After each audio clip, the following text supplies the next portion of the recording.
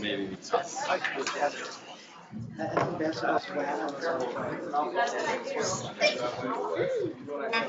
Thank you. I got a meeting right after this. Come on in. I think mine. You did? Eric, North Carolina. I like the original.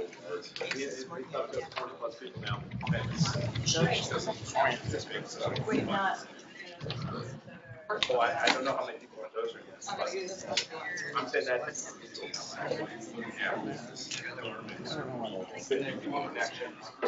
We are responsible for green room. All I want is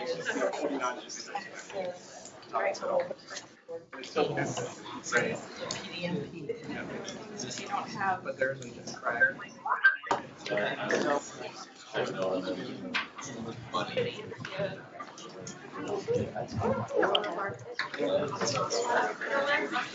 Well, you could probably slip Kids are awesome. That's how I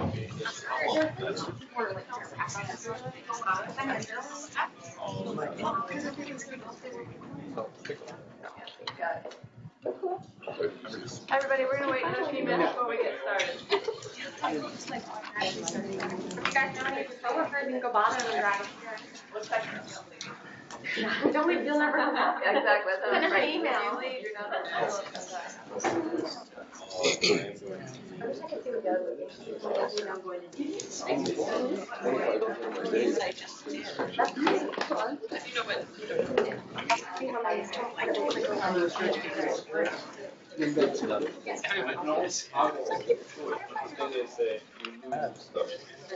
all that. Where you switch that to So at the end, we could do that. Unless you want to tell people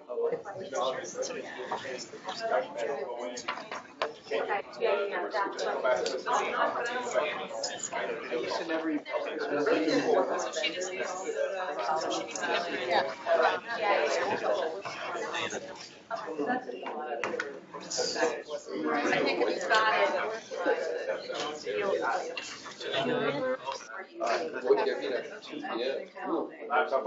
I had two.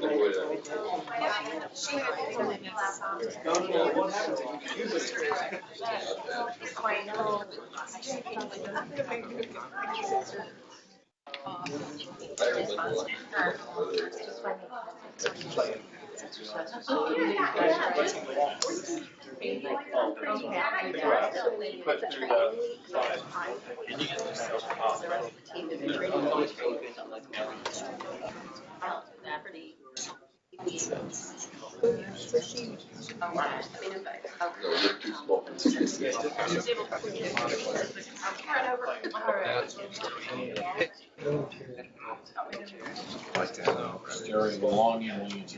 But the thing is, oh yeah. We have to. That could be even worse. Yeah. If there's a need all, need all.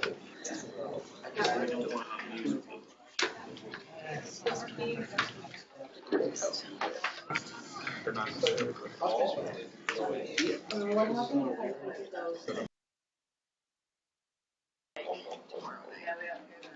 Yeah, now it's just you're going through. However, to hear that Minnesota's ready at this point because we just need to selected on I mean, I hear people in that room. Okay, that's fine. Yeah, that's fine. Keep out, keep where. So, yeah, that's it.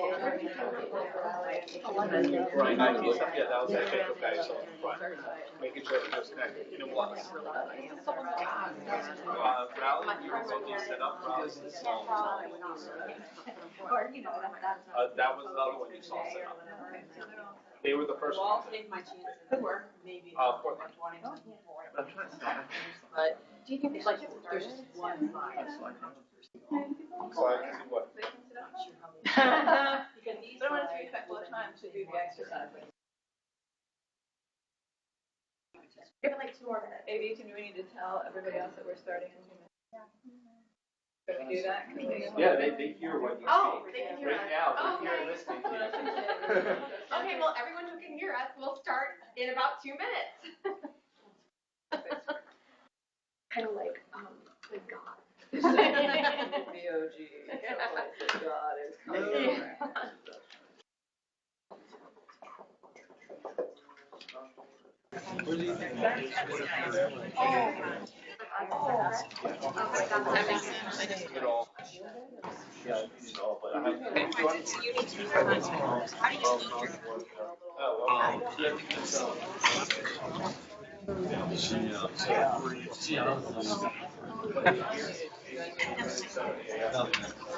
Well, we can have it so that way we're the only ones that are not speaking. So that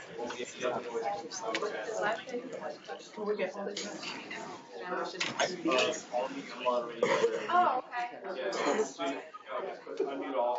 And if you want to switch to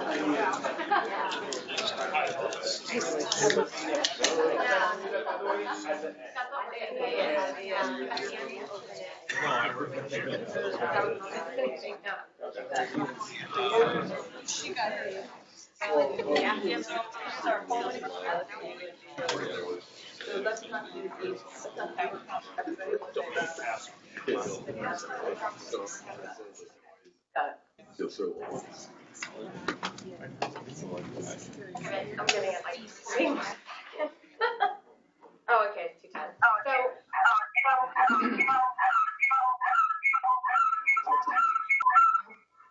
Can you make that not happen?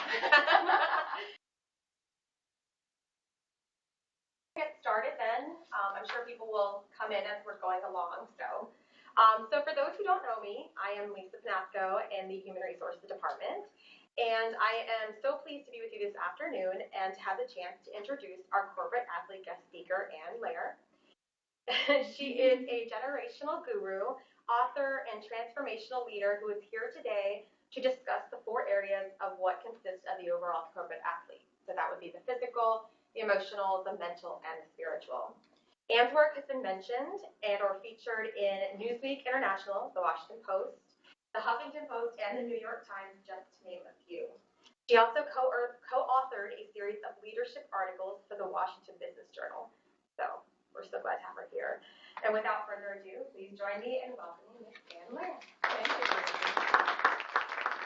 Thank you, Lisa. Thank you, everybody. Thank you, Minneapolis, for being here, and Raleigh, and everybody who's virtually connected, and Portland, thank you, and Virginia as well. It's great to be here. So at least here on the East Coast, it's post-lunch, and everybody's kind of here on the East Coast in D.C. It's kind of a gray day, and so we're just going to make sure that everybody's awake. So for those of you who are virtual, I'm going to be asking questions. You may feel a little weird in your office just raising your hand by yourself, but please go ahead and do it if you're in a large room. So what we're going to do today is we're going to ask 10 questions, and if you can relate to any of the 10 questions, just raise your hand. So I'm going to, you'll see it on the screen, but you'll also hear me asking them. So here's the 10 questions. So I often feel overwhelmed. If you can relate to that, raise your hand. Don't be shy. Don't be shy. Okay, a few more. Next one, I feel like I don't have enough time in my day to do everything that I want to do. All right, good. Another one we got here is I struggle with being present in the moment, able to focus right on something. Yep, Virginia's got a lot of hands up. I'm hoping the other offices do too. The next one we have up here is, oops, I skipped a whole bunch. I have a really hard time prioritizing self-care. It's hard for me to fit in going to the gym, taking care of my own nutrition, sleep, have a hard time. Oh, lots of hands up here in the Virginia area. Next one, I believe that it's true that if I want to be a high performer, I got to multitask. I got to get everything done at the same time. Raise your hand. Not quite so many there. Next one, I have a high-pressure job. I have a lot, and there's a lot expected of me. Raise your hand. Excellent, good, great. So we're seeing a lot of hands going up for all these, and it's okay. It's okay if you raise your hand for every single one. The next one, work-life balance. Not where I want it to be. Raise your hand. Okay. I have way too many emails in my box. I have way too many things that I'm managing. Yeah, okay, not so many hands on that one. Here's a popular one. I am just tired of being tired all the time. Yeah. And the last one is, I do not feel like I can be as fresh and creative as I want to be just because of everything else that's going on. Raise your hand. So I think at least here in Virginia, almost everybody raised their hand for at least a few. And that's okay. That's normal. There's nothing wrong if you raised your hand. And what we're going to be talking about is if you want to lead the life that you want, if you want to be able to achieve the things that you want, and I'm not just talking about work, but in general, that managing time, this idea of managing time, it's a no-win solution. Because what we need to do is we need to start managing our energy. The corporate athlete talks about it's about managing our energy, not time. And if we manage our energy, then we actually get the time that we need to do everything that we want to do. So what we're going to be talking about for the next 80 minutes is how do I do that? How do I become the corporate athlete and manage my energy and not just the time on my calendar, that kind of thing. So what we're going to be looking at is we call a quick energy audit. Again, it's just going to be for you to take a few notes for yourself. By the way, you should have handouts. If you did not get hands out virtually, Lisa can send them to you later, but you can follow along with the deck for now. So when you're looking at this and you're thinking to yourself, how do I do that? How do I manage my time and manage my energy? What we really want to look at is we want to look at what we call the 4 quadrants: physical, mental, emotional, and spiritual. And how are you doing in those 4 quadrants? So you can see up here on the screen or wherever you are, these are the questions that you want to ask yourself when you're doing your own energy audit. How am I managing those 4 areas? You may be great in one area and need to work a little bit on another. And let me tell you, it's never static, right? You're never going to be always great in one. It's always going to ebb and flow, and that's just the way it is, and that's okay. But in order to really be at your peak performance, really be present at home and be present at work, it's not about managing the time. It's about managing the ebb and flow and keeping an eye on those 4 balls: your physical ball, your mental ball, your spiritual ball, and your emotional ball. So what we're going to do for the rest of our time today, we're going to go through each one. I'm going to give you some tips. And then in this room, you're going to have some exercises. And in the other rooms, invite you as well to do the exercises so that you can actually benefit from this. And then we'll wrap up together. If you have questions, encourage you, just jot them down for now. They'll be set places, and then we'll open up for everybody to ask the questions. So let's talk about what we mean, first of all, by physical energy. And how can we actually start to do that? So if there is one thing to remember about physical energy, here's what I want you to remember. It is all about glucose and oxygen. I'm not a science major, but I know enough to know that that's what we need to talk about when we're talking about our physical energy. Because there's a lot of people out there who say, I want to get ahead, I want to be successful, and so that means I'm going to stay at my computer longer, I'm going to stay working longer. When I go home after I put the kids to bed, I'm going to keep working. I get it. That is how we think we need to be successful, and at times we have to do that. It's just the nature of work. And sitting, as I'm sure you've heard, is the new smoking. If any of you ever heard of someone called Amy Cuddy, it's A-M-Y and then Cuddy, C-U-D-D-Y. She's out of Harvard. It's one of my favorite TED Talks. You can just Google TED Talk Amy Cuddy. She talks about this, and it's a great TED Talk. It's only about 15 minutes long. We all know the concept that our mind actually influences how we perform, right? So our mind, we think positive things and that kind of thing. It starts to influence how we perform. Her research actually says that how we hold our body, how we actually physically stand and sit, impacts our mind. She's actually showing the converse. And what she says is that when we are under stress, we normally go like this. Without realizing it, when we're under stress, we make ourselves small. It's what we do to protect ourselves to survive, to make ourselves small so that we are a small prey so that the saber-toothed tiger can't get us. That's what we do. And that worked back in prehistoric times. However, it doesn't work as well when you've got 20,000 emails coming at you and 4 more meetings that you have to go to. Because when we make ourselves small, what happens physiologically is actually our cortisol kicks in. Cortisol is the stress hormone, and it actually kicks in. And what it does, it actually makes us more stressed.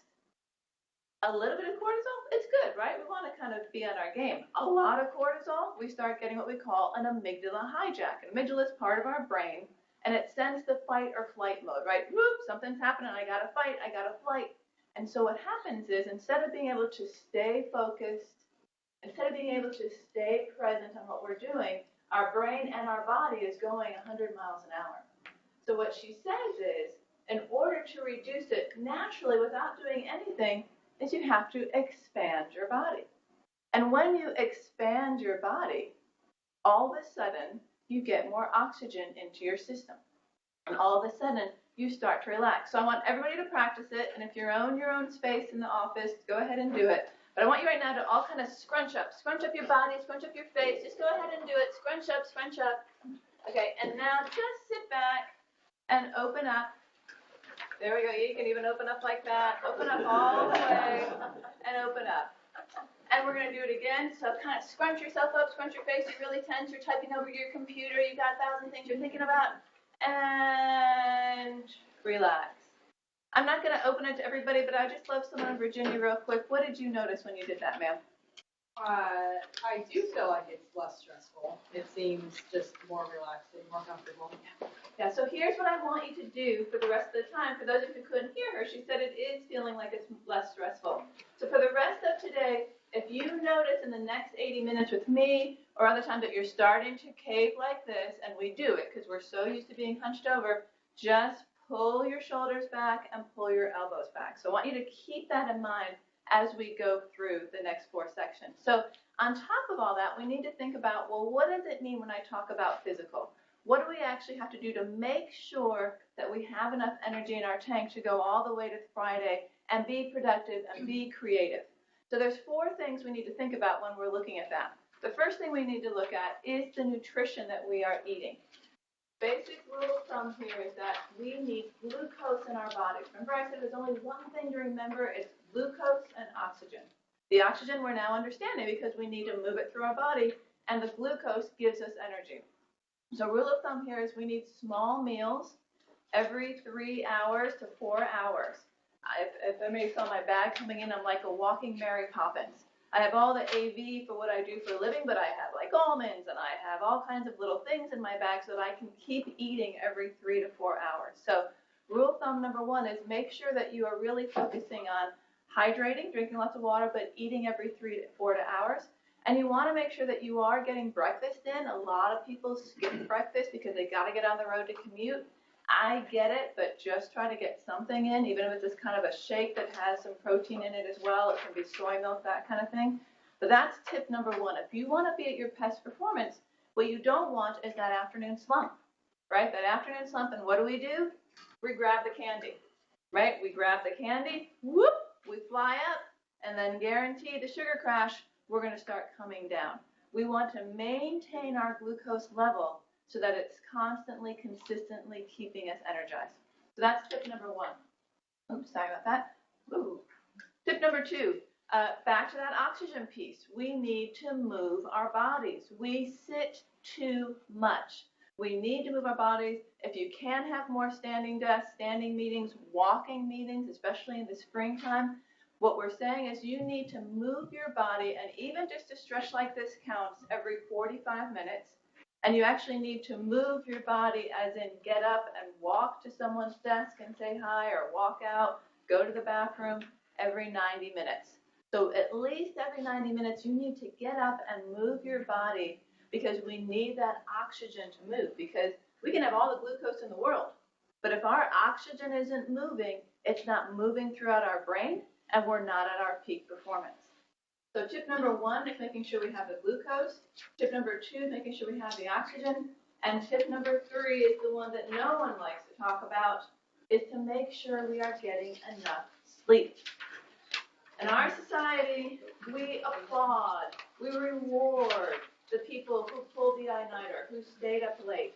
I get it. I do it sometimes. You have to do it. I have a young daughter. Sometimes it just happens. However, here is the important piece of information.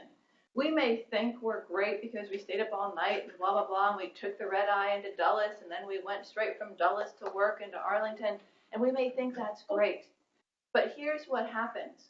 When we do not get enough sleep, our brain actually does not have time to repair what happened during the day and to grow. So it's not a matter of me just being grumpy or sleep deprived or in the brain fog. What it means is that we simply can't be at our best if our brain has not had time to recover and to grow.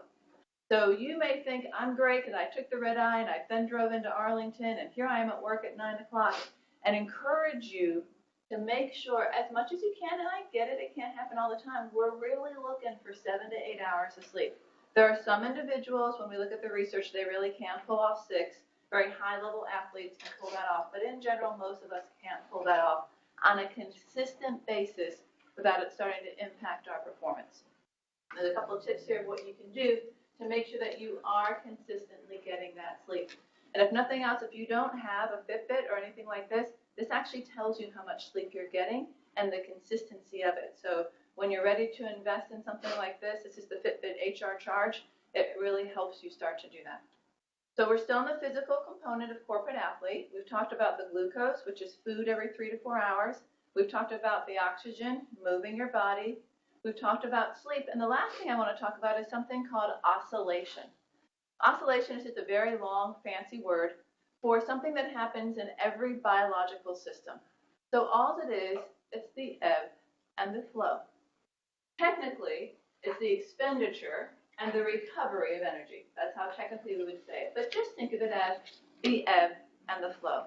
We do it naturally all the time. We breathe in and we breathe out.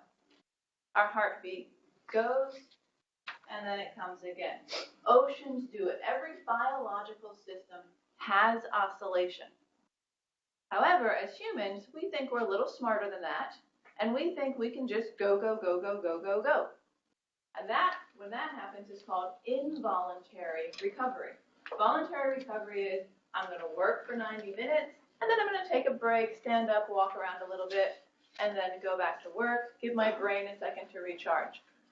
Involuntary recovery is when, I'm sure you've heard it, perhaps it's happened to you, you go, go, go, go, go, go, go, and then you're sick, or you collapse if it's worse. Ariana Huffington just wrote a whole book on this called Thrive, how she basically just collapsed because she went too much. And that's called involuntary recovery. So we don't want involuntary recovery. We want voluntary recovery controlled by you. So a couple of tips here is 90 minutes is your magic chunk of time. When you look at the research, we can focus on something really only 45 minutes, but we can pull it to 90 minutes. So you don't want meetings that last longer than 45 minutes and certainly not longer than 90 minutes. You want to put your project into chunks, 45-minute chunks, get up, take a little bit of a snack, move my body, then go back down, another 45 to 90-minute chunk, and you're breaking everything up like that. It gets your chance to have your oxygen flowing, to get that glucose that you need, to hydrate, and then to talk, and then move forward. Speaking of hydrating, big thing, it's so easy because if you drink a lot, a gallon a day, you have to go to the bathroom a lot. So you automatically moving your body. So it's a win-win, and then you just keep going. So when we talk about the physical part of corporate athlete, we're talking about making sure you have the glucose, you have the oxygen, you have that oscillation, 45 to 90-minute oscillation, and finally you're getting that sleep. Together, all of those will create the foundation for the corporate athlete, because no matter what else you got going on in terms of mental and spiritual, which we're going to talk about, if you are sleep deprived, if you are hungry, if you are exhausted, you're not going to get to the other three. So this is really the foundation of how you can start to move forward into the corporate athlete. Now, I just talked a lot, and so I want to hear from you now. So in the different offices, Minneapolis, Raleigh, et cetera, and also here, I want you just to turn to the person next to you. And if it's a triad, which means 3, you can just go ahead and do 3. But just turn to the person, and what are some things that you do, or maybe you've seen or read about that you want to start doing? Just talk for a second, and then we're going to share ideas and best practices. Go ahead. Physical, only for the physical stuff. Running again. That went well. Running 3-4 miles again. Really? I go up and that's when I wouldn't either. And I started to walk and I'll check in. I want to go for miles. I love it. I'll try to figure out elevator. Yeah. We're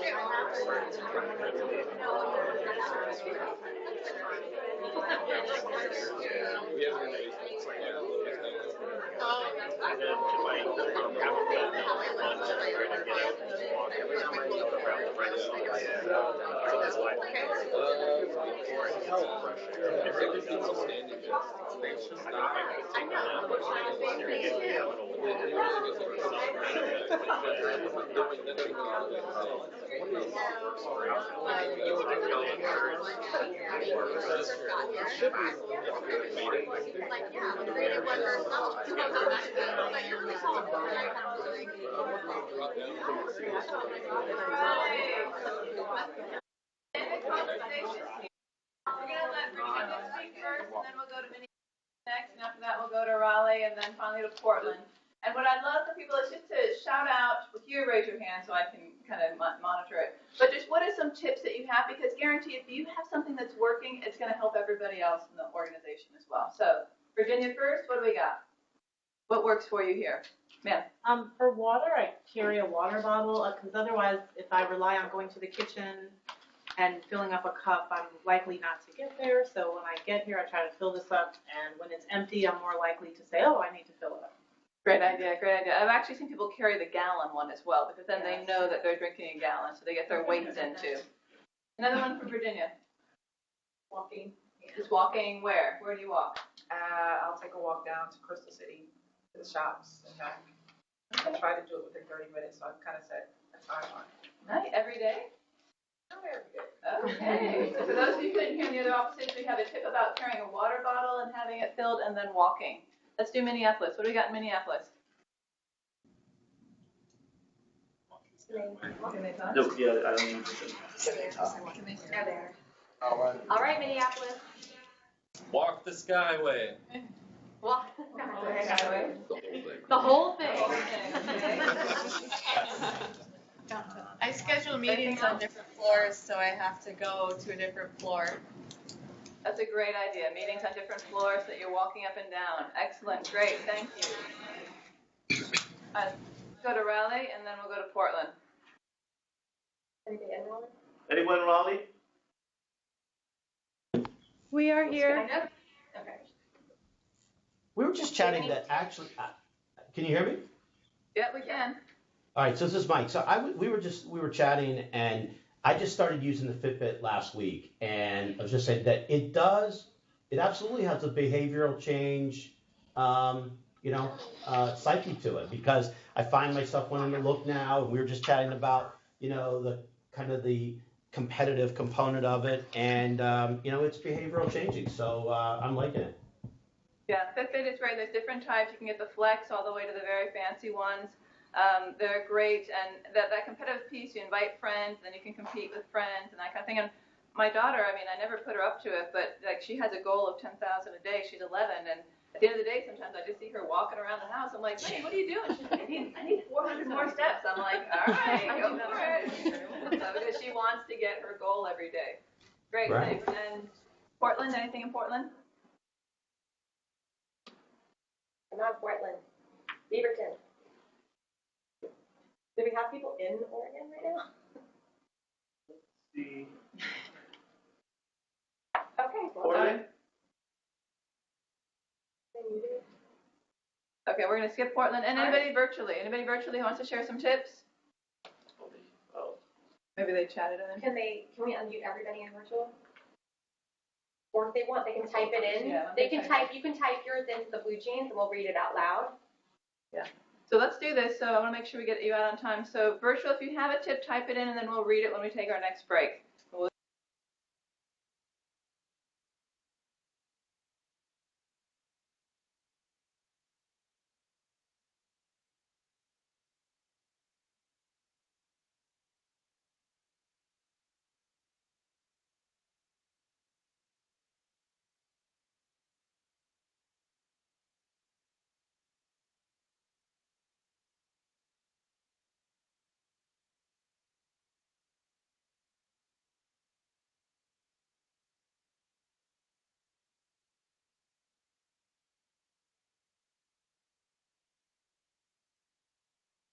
Into the moment to do our best work. and then move on to the next, and then move on to the next. So we're going to talk a little bit about multitasking and prioritization, and we're also going to talk about saying no, and how do you actually say no, which is hard for a lot of people to do. So let's just talk for a minute about multitasking. A lot of people say, oh, but I have to multitask to succeed, and I have to multitask to get this done. I get it. There are times where I have to multitask too. It's just the name of the game.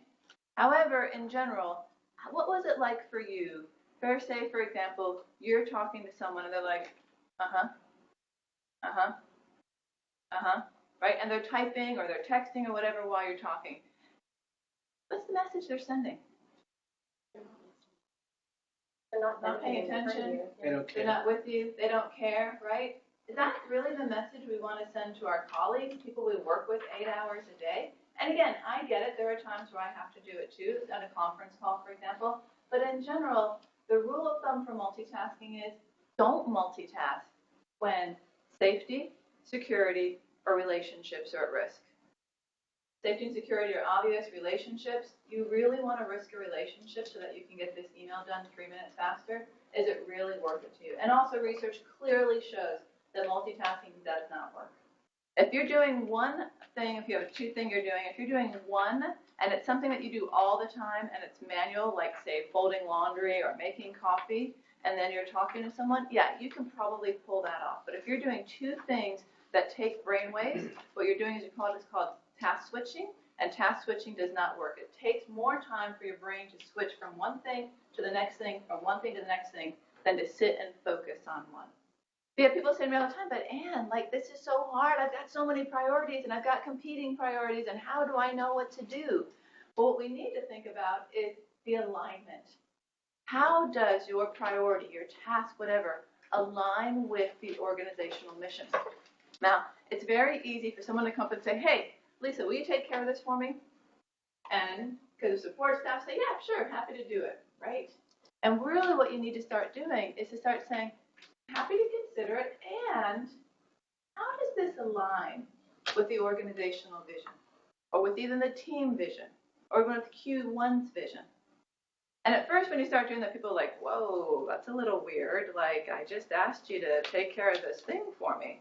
But the more that we get into making sure, is this really in alignment with what we're doing in this quarter and this month as a priority? Then if it's not, why are we even talking about it? Why is it even on our calendar to talk about? And if it is, great. But really encourage you, if you want to start focusing on one thing at a time and really doing that one thing well and then moving on, remember we talked about in the physical part about 45 to 90-minute chunks and moving on, you really need to start being able to say, how does this align with the priorities? And when you can do that and it's not, conversation over. When you do that and the answer is yes, it actually does align with our priorities, and you're like, okay, well, I got competing priorities. We need to take a look at what you want me to do first. Because what I often say is, you can't say yes out of one side of your mouth and say it on the other side of your mouth at the same time. If you say yes on one side of your mouth, you have to say no on the other side of your mouth. And so then it's a conversation of, I can do it next week, or I can do it in 2 weeks, or I can do it at 6 o'clock, but I can't do it right now. And having that conversation to say no. And saying no can be difficult for some people, depending on the situation, depending on the work, depending who you are talking to. And so what I've got here for you is I've got a little script for you. Because most people really have a hard time actually saying, I can't do that right now.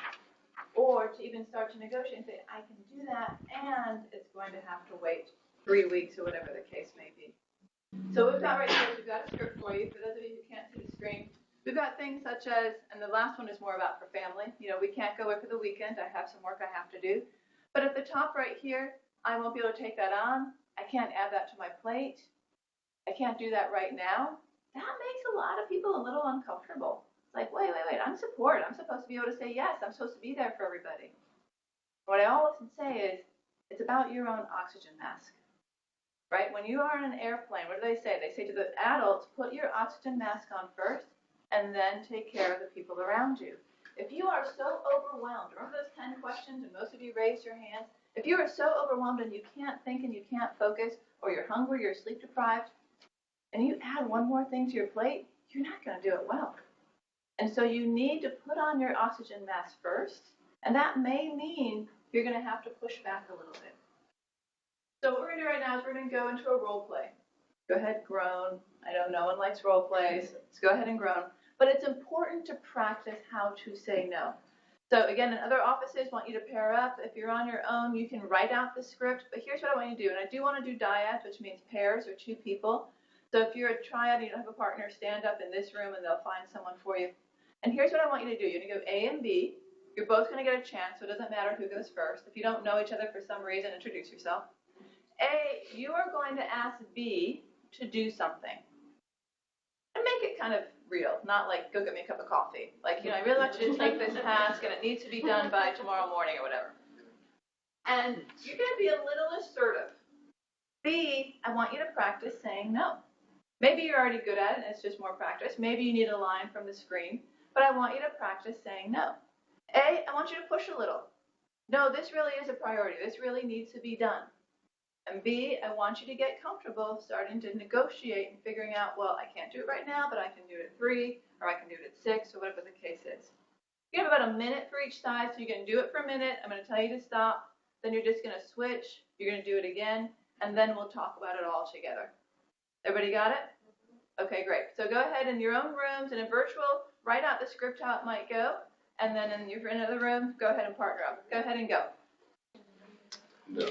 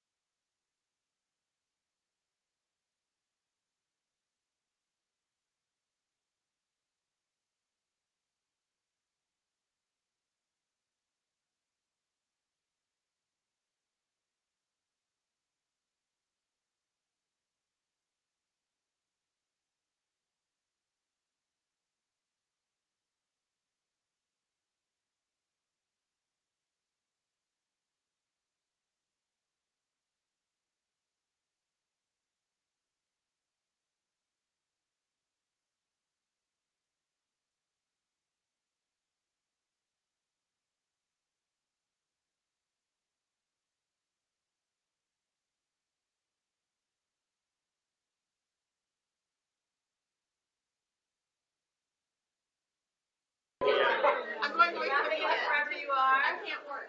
Ever hear no is I know what I'm saying.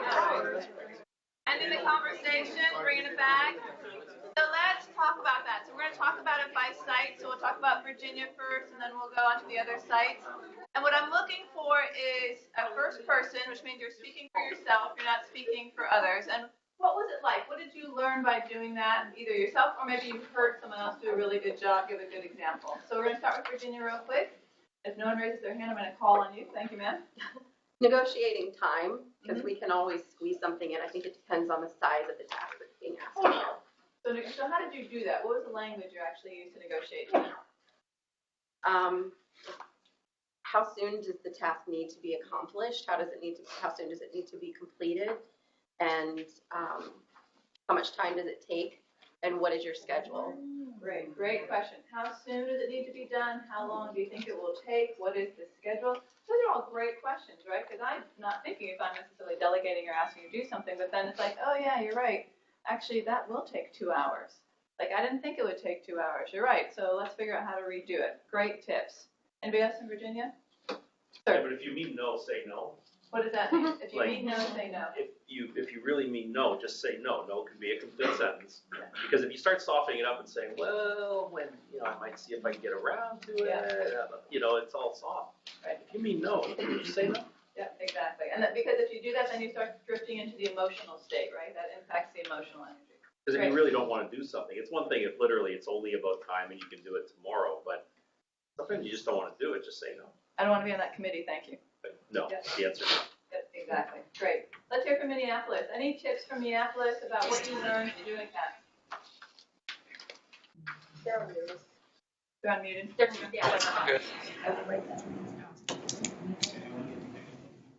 Minneapolis? We're too nice. I guess they're still practicing. We got Minnesota nice going on here. We can't say no. Yeah. Answer your question. Actually, you're right. Good now, Some cultures have a much harder time than other cultures. Any tips you want to share real quick before we move on to rally? What it really is. Keep a task board of the things that you say no to in the short term, so that you don't forget about them later. Like keep your lives straight. Oh. So keep a list of the things you said no to. All right, that's kind of interesting. And the point of that is what? To then remember later and go back to it if you have time? Yep. Okay, all right. Sounds good. Let's check in with Raleigh. What does Raleigh got? So we got Southern Hospitality down here, and we are a definitely don't know how to say no team, but more based along the same lines of priority. Now, on a professional note, based on priorities. So sure, but where does this fall in with my current tasks, etc. On a personal note, I think we're all okay with saying no to things, but work is a little bit different. Yeah, great. So again, just making sure that's even in the priority. Where does it fall into priorities? Great tips. Thank you. Portland, are you anybody in Portland? Nobody right now? It's muted on that side. Okay. I'm not sorry. Got it. Great. So we've talked about the mental, which is being able to stay focused. In order to stay focused, we have to stop multitasking. We have to make sure that we are able to say no and make sure there is alignment. That gives us energy. That's one piece of being a corporate athlete. The other piece of being a corporate athlete is about that physical space, getting the glucose, the oxygen, the sleep, that type of thing. Before we move down to the next part, which is the emotional energy, we did have some write-ins about physical ideas, so I just want to hear those best practices, the write-ins that we had virtually. Be kind enough to share those, please. Okay.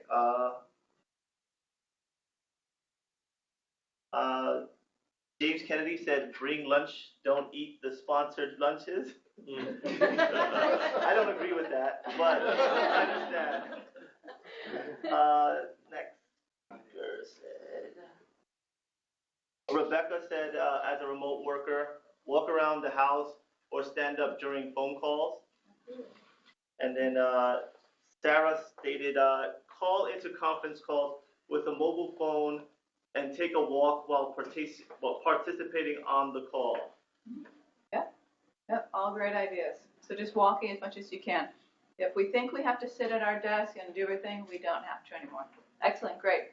All right, so we're going to move on to the third piece of corporate athlete now. So we've talked about physical, mental, so let's talk about emotional. And just that word is a loaded word, right? People are like, whoa, what are you doing talking about emotions at work, right? We've got all these stories and all these myths, right? Leave the emotions at the door, check your feelings at the door, right? All these things we've been told. And we all know we just can't do that anymore. We are human beings. We are complex, messy organisms.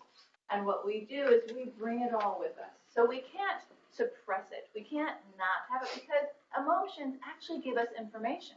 They give us information about ourselves, what's going on for us, and they give us information about the people we're talking to. Like, wow, you're really excited about this. What are you so excited about? Well, I love doing this. Well, great. How do we get more of it? Or, gosh, you seem like you're really kind of zoning out. What's going on? I just got a lot going on at home. So, yes, we don't want to necessarily bring every emotion, every minute of the workday to work, but we need to bring our emotions because that gives us what we call engagement. Engagement is a buzzword right now. It's really just about inspiration, motivation, excitement. So we can't not have them. We have to honor them and bring them in. And we also have to manage them. So when we talk about this emotional aspect and what do we do with it, what helps me understand it is, well, what exactly is emotional energy and how does it work and how do we work with it? So what I have right here, and I'm going to move it over for the camera, so don't worry, is I have a flip chart right here that I'm going to go through real quick that helps me understand when we're talking about emotional energy. Because all the emotional energy is, it goes under two quadrants. For those of you who can't see it, I apologize. I'm going to go through it. We have it high and low. You have high energy, you have low energy, right? And we have positive and we have negative. When you look at it like that, we can kind of get our feelings away from it a little bit and be more objective. So on this flip chart, I have high up here, I have low down here, I have positive here, and I have negative here. So when you start to look at your own emotional energy, the emotional energy of your team, of the organization, it makes it easier to start to understand it. So what do I mean by this? Let's start down here. Okay, we have low energy that is also negative. I'm just taking the two parts of the quadrant. So low energy that is also negative, right? So it's that low energy, negative energy. It's where people aren't quite sabotaging, but we're definitely at disengagement. We're definitely at starting to move towards sabotage. And this is really where burnout happens. Sometimes we're here, right? Big, long project. You've been working for months. You finally got it in. You're here. It's like, I just need to get out of here. You can feel it in yourself. You can feel the cynicism coming in. It happens, but you really don't want to be here. Or if you do, just every once in a while, as in once or twice a year at the most, for like a day or two. But what happens up here?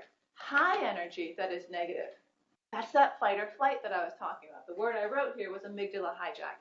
That's that part of our brain that goes into fight or flight. So this is the, oh my gosh, oh my gosh, oh my gosh, and we can't focus. We can't even listen to the person in front of us because our brain has literally hijacked our emotions and has hijacked our body. Our brain is telling our body to run. So we don't really want to be here all the time either. I mean, sometimes in crisis, yeah, we need to be there, we need to be ready, get everybody out of the building, there's an emergency, we want to be here. But we don't really want to spend too much time here.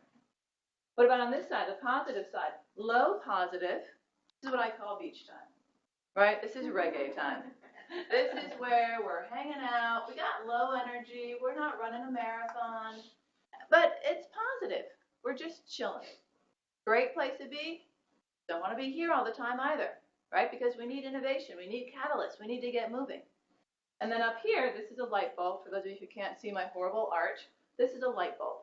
This is the high positive energy. It's like, oh my gosh, this is it. This is the solution, right? This is the eureka moment when something comes to you and you're in the shower, on a run, or whatever the case is.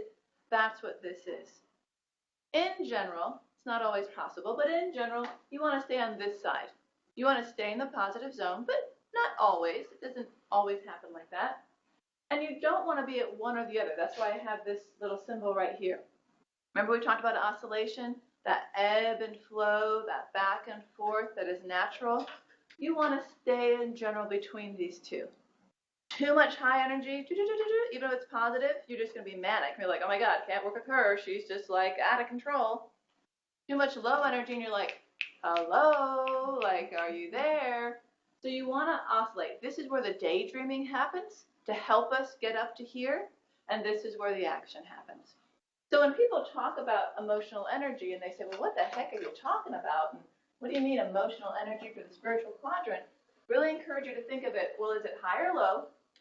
And is it positive or negative? That alone can help you start to understand your own energy and the energy of the people around you and start to put a name to it.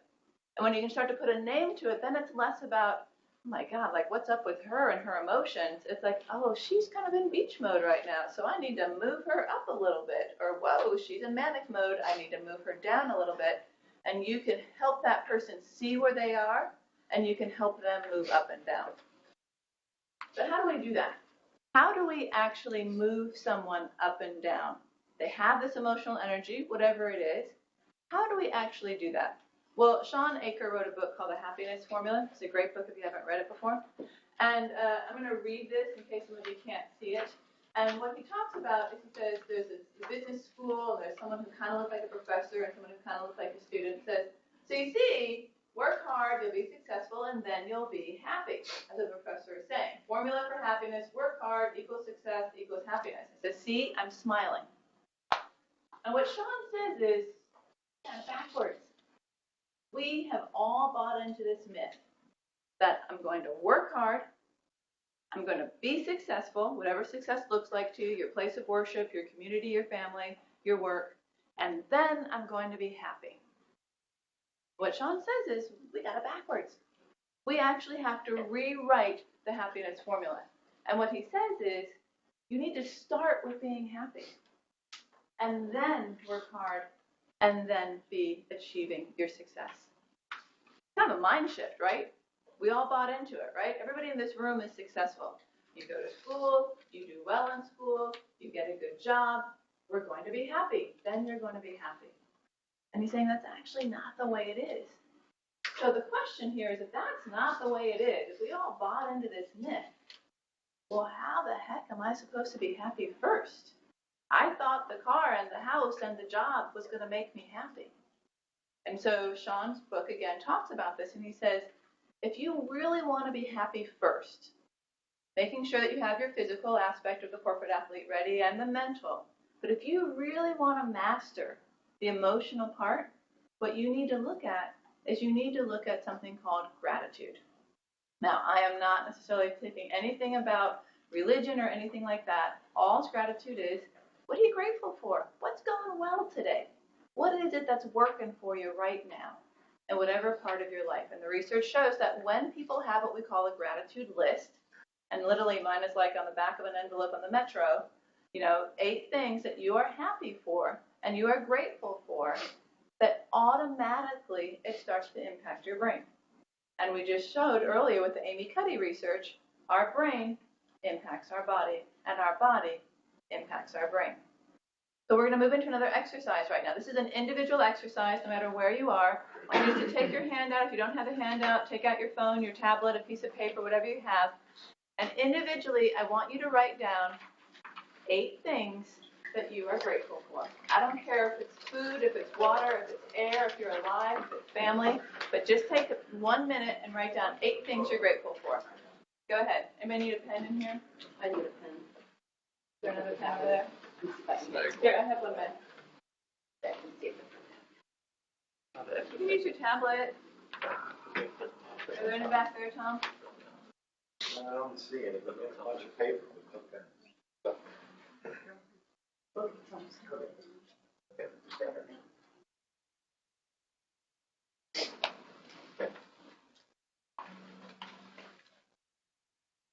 Again, it can be on your phone, tablet, whatever it is. Just write it down. It's individual. Just write down.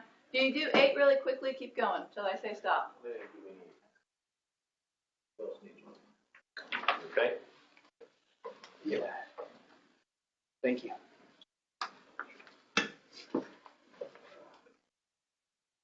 For another 20 seconds, just keep going until I say stop. See how many you can list, but we're looking for at least 8.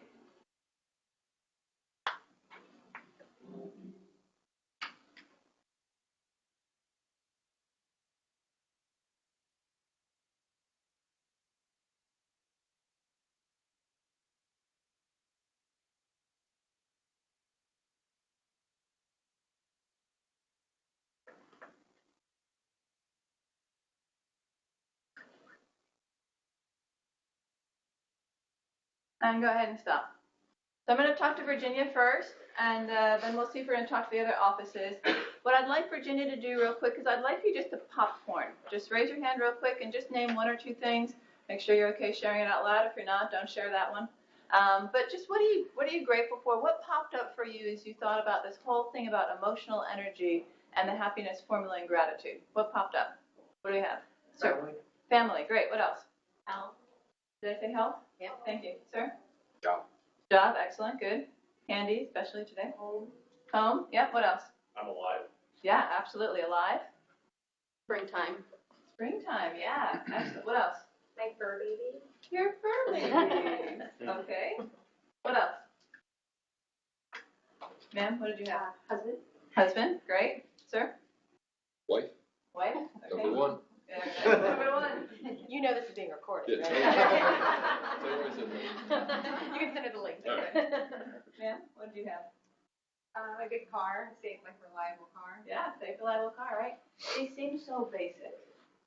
And yet, it's easy to lose track of them. So for the Virginia room, again, everybody else, you may have heard it in their voices.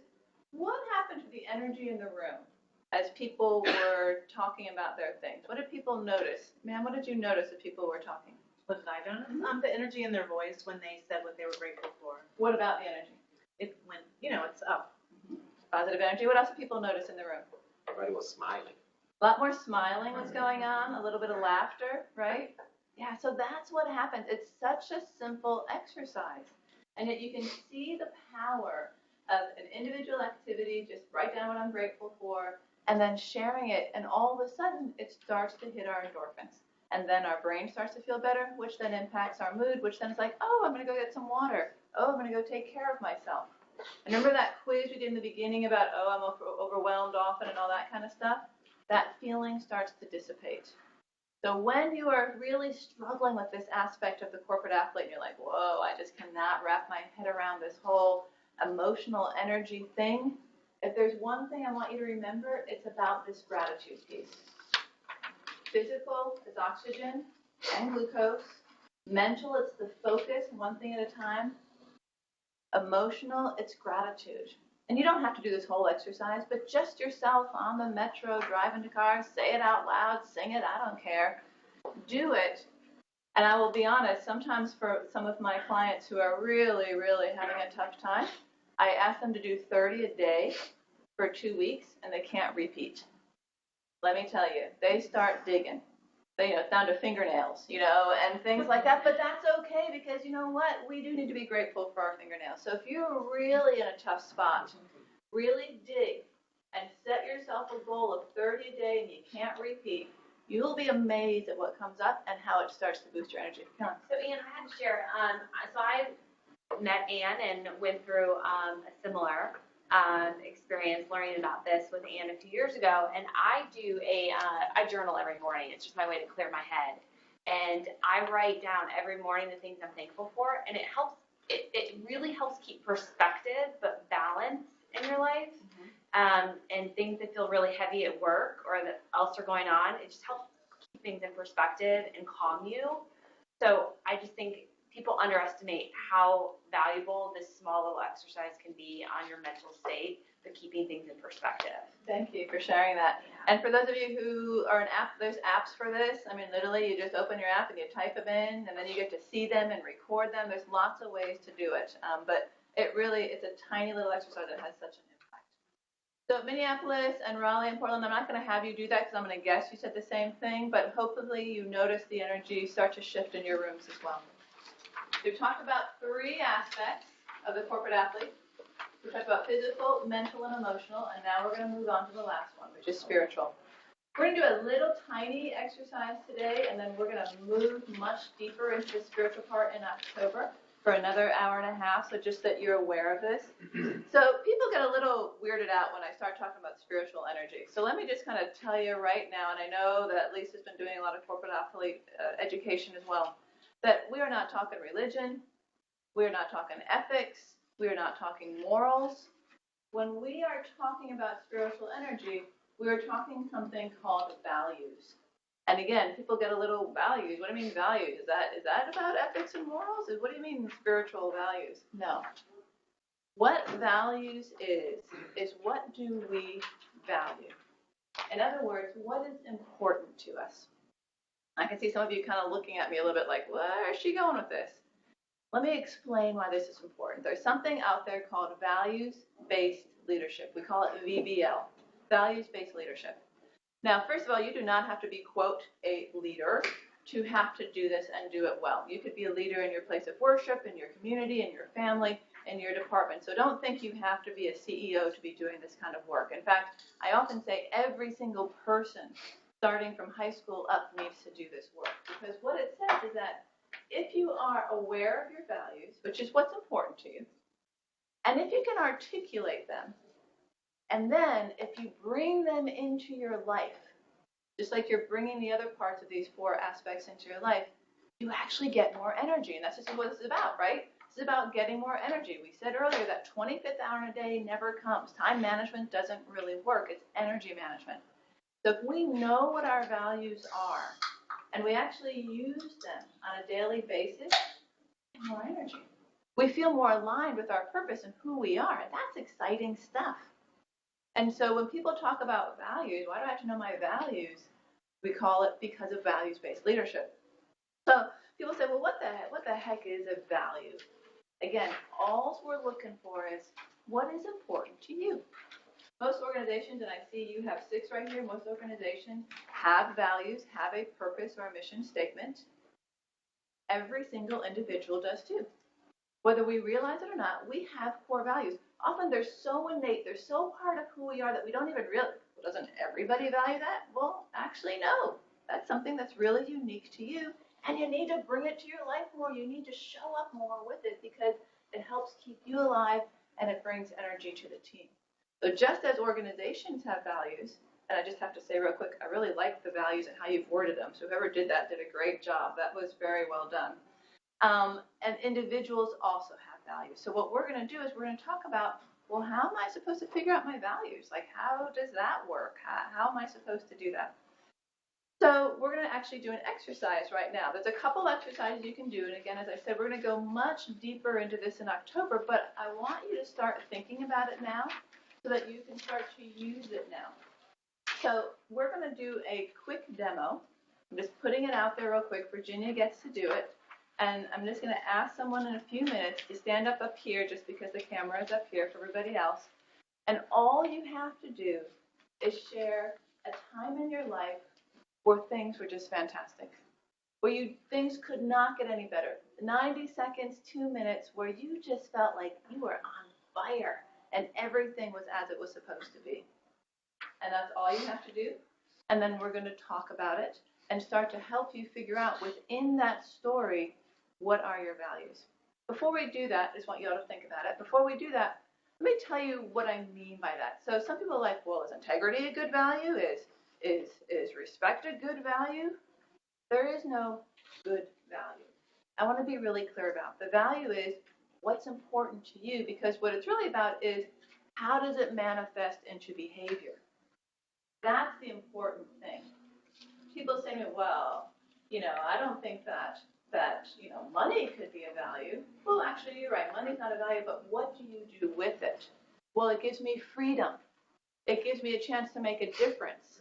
That's what it's all about.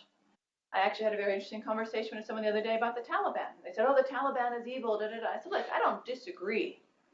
However, they have values too. Like, what values do they have? I said, well, I'm guessing that they value stability. I'm guessing that they value patriarchy. And that's what's important to them, and their behaviors are manifesting. I do not agree with their behaviors, but what I want to make the point is there's no good value, there's no bad value. The good and the bad that we make up is how it manifests, how a person takes their values and shows up at work and shows up at life. And that's what we want to look at is first, what are your values and how are you using them at work to gain the energy to feel the excitement about life? Does that make sense? So, Virginia, so glad you're here today. Who would like, and if no one volunteers, I'm going to just randomly go eeny, meeny, miny, mo. Minneapolis, Raleigh, Portland, you're off the hook for now. But who would like to just come up and just tell us about a time in your life where things were rocking and rolling? Could be yesterday, it could have been 5 years ago, could have been when you were a kid, doesn't matter. All right, no one's looking at me. Everybody's looking at the floor. Going once? Twice? Sir, would you be kind enough, please? Thank you so much. Will we go up there? Yes, please. Okay. Thank you so much. And your name, please? Tony. Tony, it's a pleasure. Thank you so much for being voluntold to come on up. Everybody, Tony, come right up here. The camera's right there. So everybody, I'm going to stand over here. So here's what so you have a minute to think about your story. Okay. Everybody else, what I want you to do, whether you're in Minneapolis, Raleigh, Portland, virtual, I want you to watch him. I want you to do two things. I want you to watch his body language. Where do you see his body language changing? I want you to listen to his voice. Where is the cadence changing? Where is the tone changing? That gives us clues about the emotional energy. And I also want you to just jot down, like, what is he actually saying?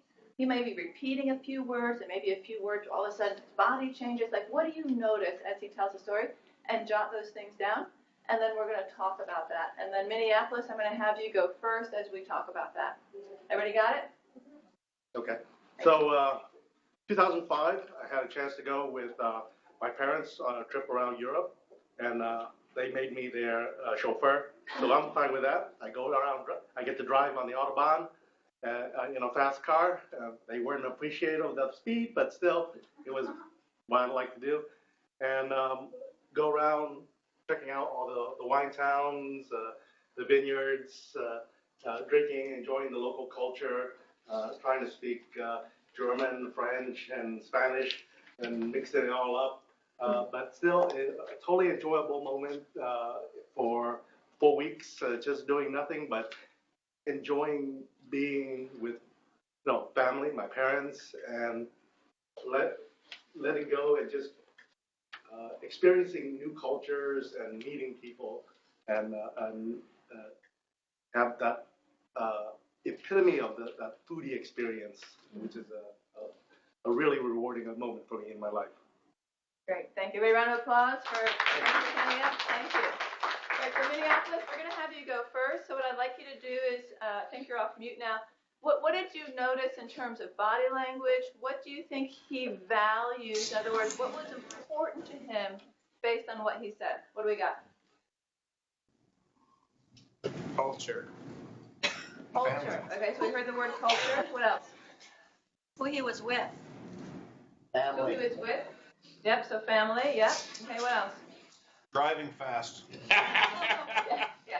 So I don't think driving fast is the value, but there is something there. He was talking about the Autobahn, he was talking about driving fast. Like, what could be something there that he does value? What might be a guess? Enjoyment. Freedom. New Adventures. Freedom. I'm sorry? experience. So experience. New experience. So we've got culture, we've got freedom, we've got experience, we've got family. Give me one more, Minneapolis. Food. Food, yeah. So again, I don't think the food is the value, right? Because that's more of a noun, but what is it that we think he values by eating different types of food? Experiences. New experience. Yeah. Yeah. Okay, thank you, Minneapolis. Raleigh, let's go to you real quick. Anything that's different than what you picked up? So far, we've got experiences, we've got culture, we've got freedom. Anything else there that you want to add in, Raleigh?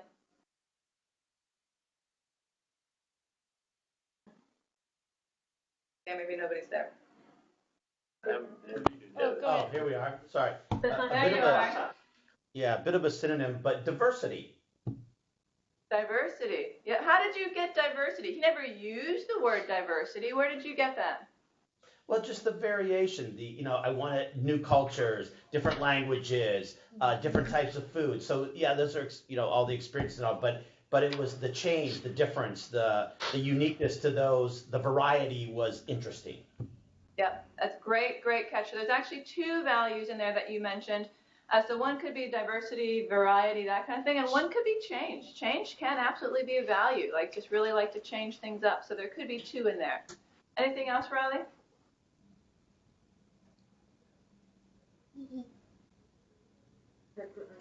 Okay, thank you so much. All right, so we're going to go back to you, Tony. So even though we talked about you, we're now bringing you back in the conversation. So I'm talking to Tony right now, everybody else. So we talked about culture, we talked about experience, we talked about freedom, we talked about diversity, talked about family. Those are five of the kind of the main themes we talked about. So of those, Tony, and I used to pick one, like which one jumped out at you? And the word might not be right, but the concept of the word, which one really, like, yeah, that is really important to me. Like, oh my gosh, if I didn't have that, I wouldn't be who I am. Well, definitely the family. I mean, there was a bonding moment in where, I'm able to have a experience and share it with my parents. So for those who couldn't hear, he's really talking about the bonding moment with his family. Okay? So give me another one. What's another one that really jumped out at you, the ones that they said?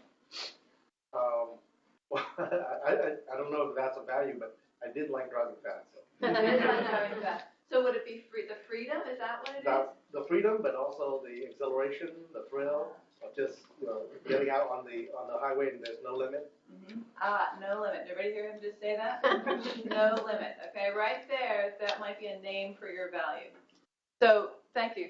For those of you who couldn't hear, he's talking about the driving on the Autobahn and no limit. So what happens is we have a value, and it could be first comes up from telling a story like driving, and then it becomes the freedom, the exhilaration, and then finally, oftentimes people will say something just like that, no limit, and all of a sudden you have a name for the value. And so what happens is we're going to do this in October. We want to give you a teaser. Is you're going to identify your values. You're going to put a name to them. So no limit might be his value. So then what we do is we say, okay, so what does no limit look like at work? Well, no limit means like we could totally blue sky this whole project, and we could do it completely different, and we could rewire it all. And that would bring no limit to work. What does no limit look like in your family? Well, you know what? Who says we have to live here? Maybe I could go live somewhere else, and I could live on a houseboat, and I could travel around the world and still work here and all work remotely. That's no limit. So the more that he knows it, names it, and I really do mean name it, and then brings it into his life, that then gives him that spiritual energy that he needs that then completes the corporate athlete. Does everybody start to get that? Yeah. I'll give you another example. So I have 5 core values. By the way, most people have 5 to 7 core values. It's usually closer to 5. One of mine is the word itself is adventure. But for me, what I call it is wind in your face. That comes from, for about 12 years of my life, I was in East Africa, and I was running safaris in East Africa. And there's this feeling, for those of you who've never been on a safari, is you're standing up in a Jeep, and it's this big blue sky, and the green grass, and the animals all around, and the wind is like blowing through your face. And for me, that's the sense of adventure, like what's possible. Kind of like your no limits. All right, so how do I bring wind in your face to work? Well, I don't just talk about this. If I just talked about this every day, I'd slit my wrists, right? I'm always thinking about the next topic. I'm always writing about the next topic. What do people need to hear? Who am I working with? What new product can I create? How else can I help organizations and leaders? So for me, that's how I keep wind in the face at work. For family, I travel a lot. I travel around the world a lot. I drag my 11-year-old daughter with me, and we go all over. Our house isn't great, our car isn't great, but let me tell you, she's got a passport to die for. Because that's what's important to me, and I want her to see that. So what happens is, if I don't do that, I start to get lethargic. I start to get low energy. I start to wonder what I'm doing. When I do that and I come back from a trip with my daughter and I see how it's expanded her world, I start to bring more energy to what I'm doing. So this whole idea of values-based leadership, which is really just what's important to you, put a name on it, and then live it, bring it into your life, that's the final piece of the corporate athlete. The foundation is the physical. The mental is the focus. The emotional is making sure that you have that happiness first in the formula. Remember, it's happiness, then set a goal, then do it. And then the values is the final piece that wraps it up, that is underlying it all. The more that you bring it in, the more that it works. So thank you very much, Tony, for doing that. Everybody else, if you want, you can play with that. There's also an article, but we're going to go more in depth on October 13th as well. I'm going to start to wrap up today. I am going to go to Q&A in just a minute, and everybody's going to go off mute. But I do want to just sum up and say, first of all, thank you. I know it's a lot to give up 90 minutes. I know that you're probably all in the back of your mind still thinking about the 20 emails that have come in while you've been here. And I also know that investing in yourself, investing in your physical self, your mental self, your emotional self, and your spiritual self together. And remember I said it ebbs and flows. They're never all going to be up here. Your physical is going to be up here one time, and then your emotional is going to be down here. But keeping an eye on those balls and trying to keep those balls all at least juggling, that will help you not only do your best at work, but it absolutely will help you do your best in your entire life. Thank you. Thank you. We have 8 minutes left for Q&A, and then Lisa's going to wrap us up and make sure everybody's out of here on time, if not like 2 minutes early. So we'd love to have questions from other cities as well as here in Virginia. So let's start with Minneapolis, and then we'll do Virginia next, and then we'll go to the other 2 cities. And virtual, please type in your questions, and then we'll read them as they come in. So Minneapolis, what do we got?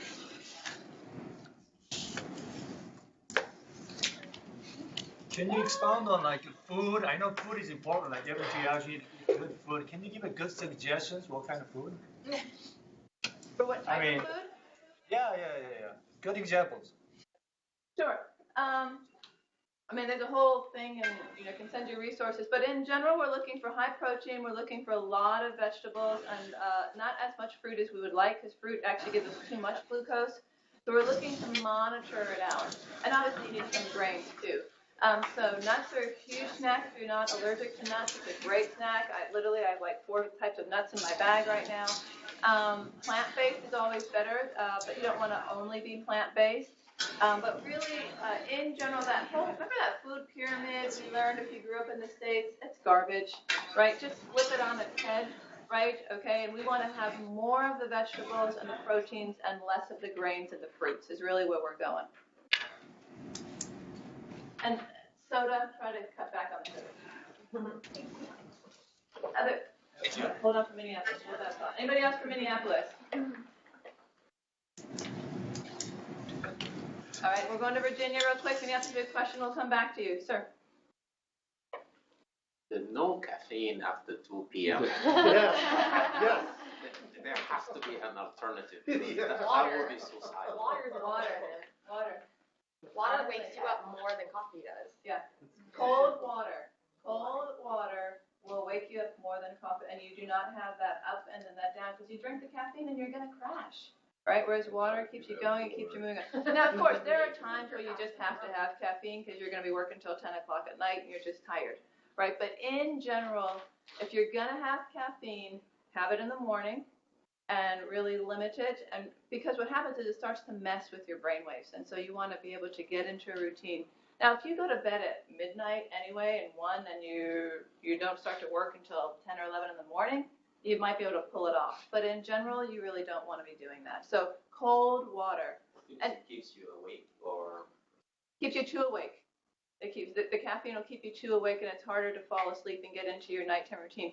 Remember, if those of you who have kids, and if you don't have kids, you might remember like we have a little routine, right, for our kids. We're going to read our book. That's our cue. We're going to take a bath. That's our cue. We give our children these cues of, okay, body, now it's time to fall asleep.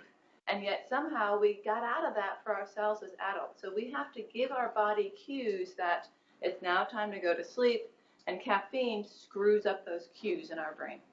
So also technology, just have to put it out there in case you didn't see it on the screen, right? No technology in the bedroom. Use a normal alarm clock, not your iPhone. Absolutely, the research clearly shows that technology messes with our REM sleep and we don't get as a deep sleep. And therefore, remember, it's not about am I feeling good? It's about our brain doesn't get time to recover and grow. Pull all the technology. If you read your book in bed, try to go back to those old-fashioned paper books. But if you don't, when you're done, put the iPad out of the room or the Kindle, whatever it is. Raleigh, didn't get a chance to hear from Raleigh. Questions from Raleigh, if any? There? No questions. No questions. Okay, are we reading a question, it looks like? The only thing that came in is Rebecca was saying whole foods, clean eating, but that's about it. Yeah, Whole Foods, clean eating, absolutely. And just real quick, you don't have to go to Whole Foods, right? You can go to other places. Ma'am, were you going to say something? I have a question. How do you maintain that routine when you're traveling? Oh, God. Sometimes when you're traveling, you can't carry stuff with you. Yeah, the question was, we couldn't hear is how do you do that when you're traveling? So I'm actually on a plane 2 to 3 times a week. It is a discipline. It really is a discipline. I have all my little bags of my snacks. I have a water bottle that I don't take through TSA, but then once I get through TSA, I fill it so I can drink it on the plane. I sometimes, depending where I am, I will check out the restaurants around my hotel so that I know where I can go. But it's a discipline. It really is a discipline. If it is so hard to lose everything when you're traveling. If I can have a choice, I make sure my hotel has a gym, if I have a choice, or at least a pool. But yeah, you have to think ahead and you have to plan ahead. But it is possible. Am I perfect? Absolutely not. There are days where I eat at, Five Guys at Dulles. But those are fewer and fewer days than they used to be. Because I can just tell how they make me feel, and I'm not ready for whatever I have to do. Virtual, any questions virtual? I'm just getting some statement, like Rebecca was elaborating more that not the store eating, the actual whole food, not processed, etc. And then James Kennedy suggested Michael Pollan's food rules is good, simple, easy to follow. Yeah. So for those of you who couldn't hear it, talking about the whole foods in general, not processed foods. In general, Americans eat a lot of processed foods. I'll tell you right now, it's another discipline. I probably spend 3 to 4 hours on Sundays going to Wegmans, cooking for the week, because if I don't, I eat junk food during the week. So getting those whole foods and cooking. And then that food rules book is a great book. That's all I have for now. Okay, great. Lisa's going to wrap us up. Thank you, everybody. If you have any questions, email me, text me, and we'll see you in October. And Lisa's back up. Okay. Can you all see me? I know I'm kind of behind the thing here. So just want to say thank you, Anne, again, for coming out. And I thought it was an amazing time listening to each of the levels and getting some more information on it. I hope you all found it just as useful. Thank you for taking the hour and a half out of your day to be here. Anne mentioned several times she will be back in October on the 13th. It's not a Friday. So she'll be doing another exercise with you, on the spiritual aspect. It'll be during the spiritual quarter, like the capacity. And then what I'm going to do with the handout and the slides from today is I will actually be posting them on the Connect page for the wellness program, the corporate athlete page. So if you'd like to download a copy of that, print out a copy of it, and for those virtual who may not have received one, you'll be able to review it there as well. So, but thank you again, and I hope everyone has a great rest of your day and be the corporate athlete you can be. So, thank you. And thank you to the tech team. We would not have done it without